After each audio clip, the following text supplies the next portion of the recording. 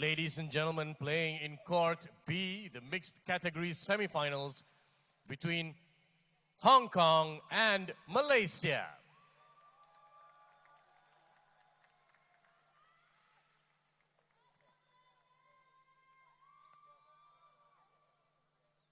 Wishing the teams the very best of luck.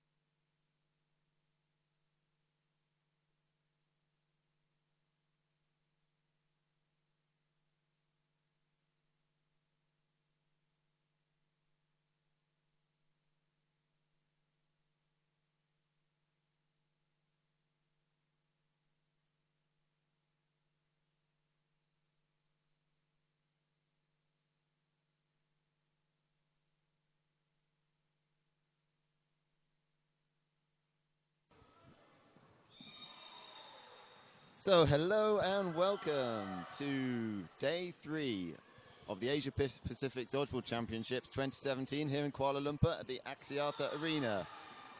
We're here in the second half of the semi-final between Malaysia and Hong Kong mixed teams.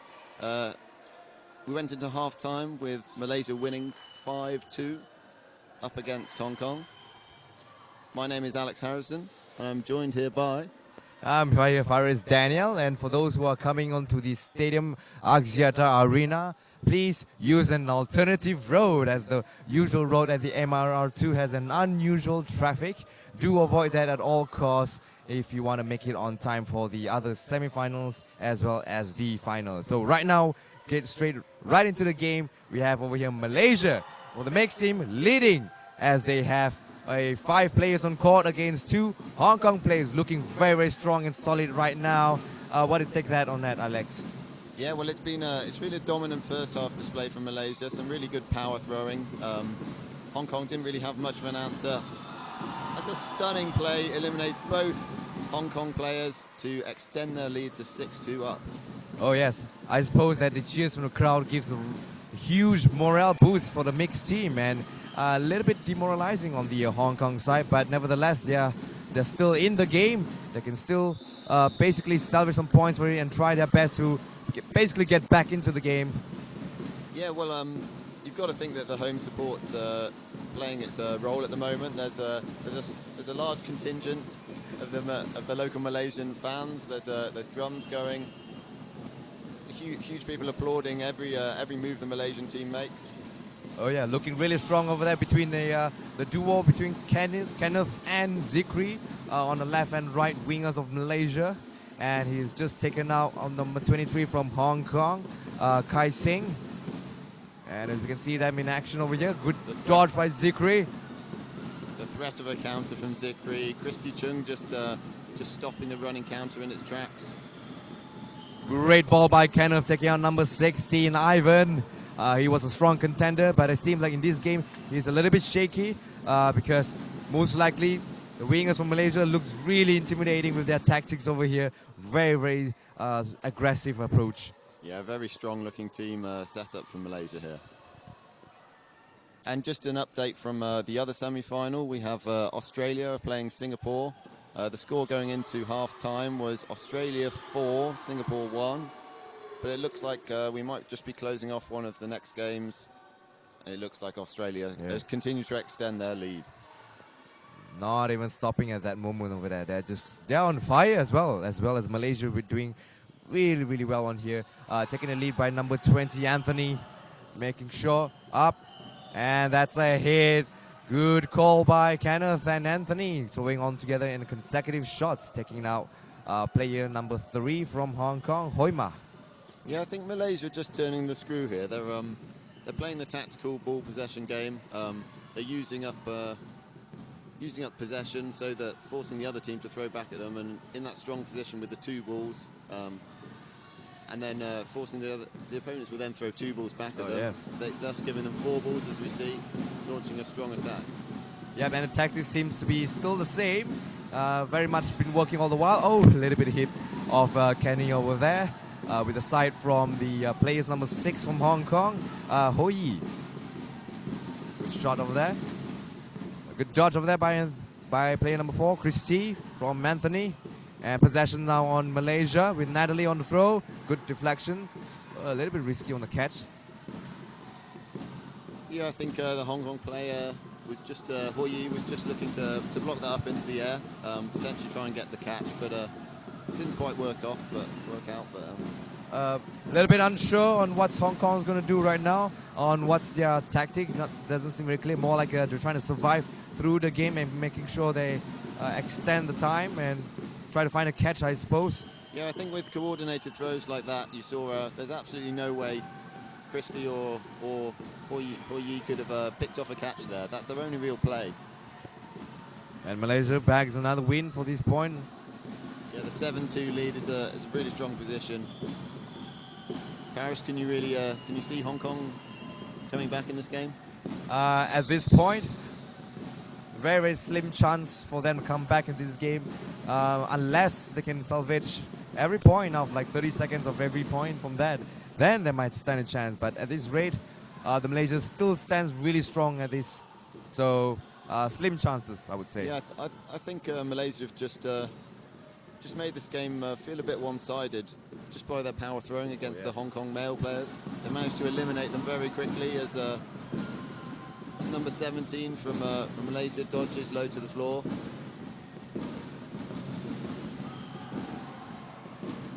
Yeah, but there was a wonderful dodge as well by Natalie.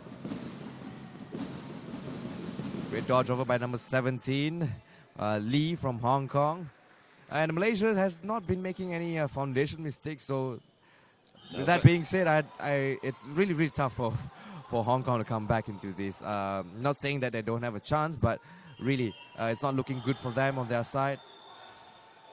So now they're down to 3 with just Christine, basically with also with Hoima as well as number 6, Hoi Yi. And really smart of Malaysian play, taking out the men's first. Yeah, when they're getting that possession, 3 balls, 4 balls, they're really looking to capitalise on it, eliminating the men's players first. And thus, now I'd like to see Malaysia look to maybe just slow the game down, let this game go to 3 minutes. They don't need to eliminate the players quite as quickly as they might otherwise be trying to. There's a real tactical benefit to a nice slow game now. Yeah, pretty much then. Well said then on Alex. Basically, yeah, they are just holding off the game because they're already in a very comfortable lead, so don't need to bring the guys back into the game. Just basically take your time and play to their composure on that. Yeah, I mean, in theory that should be the correct play, but then we see Anthony going for the leap of faith. Maybe a little bit of fun from there. I might suggest he's relaxed into the game a bit too much. Certain of the win, I think. So he's able to let his hair down a bit and very much. Try and put on a show for the fans that are here to support. Yeah, a little bit of flair over there by Anthony. Nevertheless, at this point, I think we're down to basically just less than 7 minutes. Looking really, really getting slimmer and slimmer for Hong Kong. Almost impossible for them to get back onto this. Yeah, and of course, the winners of this game in the mixed category will qualify for the final, which will be held later today. They also guarantee a finish in the top 3, which has associated with it the qualification for New York City World Cup in 2018. Oh yes, definitely. So for some, they may just be competing for winning gold in this championship, but for others, will ultimately be getting a spot right into the World Cup for 2018 in Madison Square in New York City. Yeah, so I think running through the Hong Kong players' minds that they're going to have that second bite at the cherry. They will need to win the 3-4 matchup if they don't come out on top here. If they hope to compete in Hong Kong, in New York, sorry. I think the Australians has another agenda as well. They want to bring back the goal. They're really eager on that hashtag Golden Retriever for those who give it a shout out yesterday. And we're going to get a bit of update the score from the Australian between Singapore on the mixed semi-final as well later on a bit. Right now it's still looking strong for Malaysia with 1 down actually against 6 Hong Kong players. We'll see how Hong Kong is going to keep up with this. Yeah, and the update for great jump for the other semi-final. Australia are leading 7-1 against Singapore, so it looks like they're going to be making it through to the final and also qualifying for World Cup place. Oh, definitely on that. Looks very certain on that as well. And back on this game over here in Court B between Malaysia and Hong Kong for the mixed division. Malaysia down to 4, Hong Kong is on 5.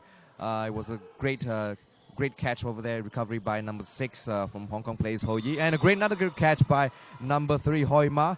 Almost a good catch by Lee from 17, catching on with Wei Lin's ball. And the men's are out from the Malaysian team, leaving with the 3 ladies. 1 down, 2 more to go. Malaysian down with 2 with Carmen and Natalie on the court. Looks like they're too relaxed on this. Yeah, but at the same time, it looks like Hong Kong are going to take this individual game, but there's a benefit from Malaysia still continuing to slow the game down. They don't need to take risks here of losing this game 5-2, is it? a powerful throw. Oh yes, very powerful throw right in the, not even a time for Natalie to block that shot. And now we're down to one just common, last women standing from Malaysia here. As Alex mentioned, they don't need to rush on this. Basically having a great lead already and just basically dragging all the time, playing through with her own pace. Yeah, and this is where the play ball rule comes into its own. Hong Kong are going to want the Malaysian player Carmen to speed up the game and probably make a mistake to allow them to get her out. But she's just firing off these steady throws, not allowing Hong Kong to win the game quickly. She's playing it exactly tactically correctly. Very, very tactically, and as you can see that. Good dodge. No hit has been called on Carmen. And it's Captain. Probably quite a frustrating situation for Hong Kong. Oh yes. They know they should be able to get the Malaysian player out. Yeah, and we have been in this situation before. We were all dodgeballers, so pretty much know how it feels to be in that position. Really, really frustrating. But for the other side, it's pretty much on the winning side. All right, a good one for there, leaped by the number 52 Stephen together with number 24 Tung. Yeah, that's a fantastic example of where the leap of faith is exactly the right tactical play to make. I don't think they could have hit the Malaysian player Carmen without jumping effectively over the top of her to hit from an aerial route. Yep, most effective on that, as we can see here. So a little bit of tussle, and the Hong Kong wins the possession on this particular round, getting on through the balls. Now possessions are back in Malaysian. Malaysian's going to make a throw with the center being substitute. Number 19 has just come in on Malaysia's side over here. And they're going to make a move on throw. Wonderful strike together with Kenneth. And number 19 taking out number 23, Kai Sing. Hong Kong's going to respond with their move back. Just only one throw. Seems like they're following the Malaysian pace, taking out one by one. It's a strong throw from Steve, and he generates an awful lot of power from that small frame, doesn't he? A great technique he's got. Indeed. And managing to eliminate the Malaysian player there. Yep, and then Malaysia come back with another throw with that. No hit at this point here. Good dodge and a great counter by Zikri. Oh. And the refs have had to intervene there. Zikri has been called out. The reasons for the call out, Alex? I'm not quite sure. I can only imagine there's been some kind of line infraction, possibly on the baseline. Oh, perhaps. So that Zikri was already out, and therefore that aggressive counter does not count. Right, so the extra ball just came in from the other side of the court. Hong Kong planning on their moves with 5 against 4. Over number 6 and 24. Oh, that's on hitting on number 19. Great throw by Tung. So this is promising stuff from Hong Kong. A good bit of form in the second half. They're going to take some confidence from this. They're likely to go into the third, fourth playoff next against Singapore. If they can continue this winning form in that game, I'm sure they'll hope to progress and get the bronze medal in the competition. Yep, and they're not showing any signs of retreating, neither of being afraid of the Malaysian tactics. Hong Kong still going strong, trying to come back for this. And as you can see now, they've taken out another player from Malaysia, taking out Jun Zikri as well as number 13, Wing. What a wonderful catch by number 6, Hoi Yi. Taking out Natalie, now done with just Kenneth and Wei Lin. An extra ball found on court. Keeps coming back. Yeah. So it will be a 4-ball attack now from Hong Kong. Ooh. Used it very well with number 23 from Hong Kong, Kai Sing, eliminating the Malaysian player, leaving them with just 1 on court. There we have Captain. Captain Kenneth just got a hit by the knees as he goes down. Not to worry on that. Our man's Captain Haiti intervened just a little bit to give a bit of a boost and a bit of a warning about how things should be played. It looks like he may just be confirming that there's around 1 minute left in the game. It looks like there's Malaysia aren't too worried about this. This could be comeback from Hong Kong. I don't think there's time left for it to make any impact on the result. Yeah, very, very in control. Malaysians are just in control. And a good throw by Jun. from the center. Hong Kong's gonna give it back with a throw. Unsuccessfully by Ivan. Not even close to the target. Now June taking the lead with Zikri and Kenneth. And Zikri, a little bit of a lack of focus over there, being hit by Tung. And the game ends with the Malaysian now leading on. Score of 9 against Hong Kong, 4 points. Same goes for the Australian side against Singapore. So on the other semi-final, the official final score was 10-1 to Australia. 10-1. So amazing. Do you reckon Malaysia are going to look across to that and be a bit worried? Of course, they've won by 4 points. Australia have won by 9 points. Maybe it's a sign that Australia might be able to take it in the final. Yeah, I mean, no stress from both sides, but no pressure. The thing is that I guess they have their own game to play, and basically they will have we were going to see a very, very tough competition from here between Australia and Malaysia, because both are showing a very, very promising playing tactics as well as keeping composure and controlling the game as well. Yeah, that's exactly it. Both teams are undefeated so far in the competition, topping their group and progressing to the final to face off against each other. And also there'll be a huge amount of relief from both teams. There's a lot of pressure to get that qualification spot. Both have now got that confirmed, so they don't have to have that in the back of their minds about ensuring that they're going to have a future competition to train for. But in contrast, the third, fourth playoff will have all of that pressure. That's the purpose of having it. So Singapore versus Hong Kong. It'll be a high pressure event. Yep, it's going to be interesting as well between Singapore and Hong Kong. We're about to see in a moment as they're going to get ready, just have a bit of a break in between because they just finished the games of these semi-finals. And guys, still for those who still stay tuning with us on YouTube live stream, thank you so much for still being here with us. And lovely comments that we can see right over here. Yep, the sound is back. And we are great to be back as well.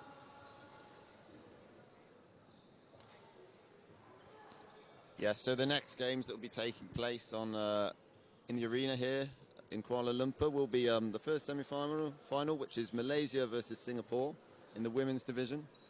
And then it will also be Hong Kong against Australia. So the same 4 teams lining up, just a slightly different exactly. matchup. The same 4 teams as the mix, except, yep, just a different lineup from that.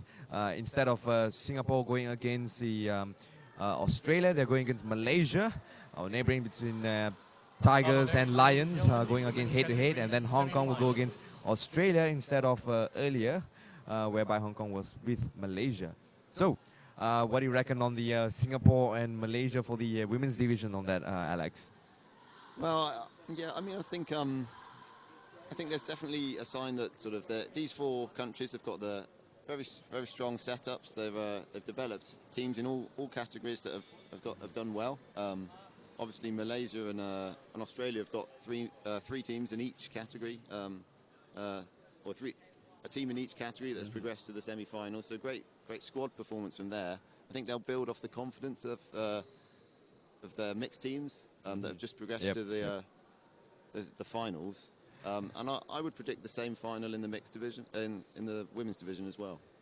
Yep, and for that, I think, in my opinion, the Singapore, the women's division, they're pretty solid, based on the couple of matches that they had before this, and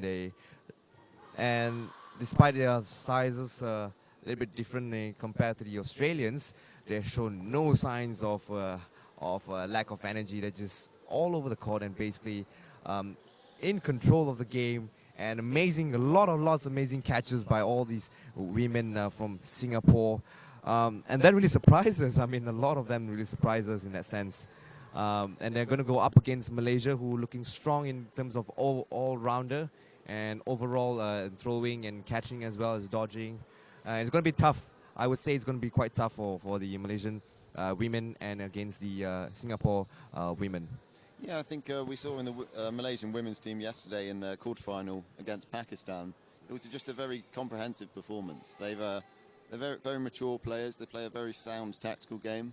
I think that will come through for them.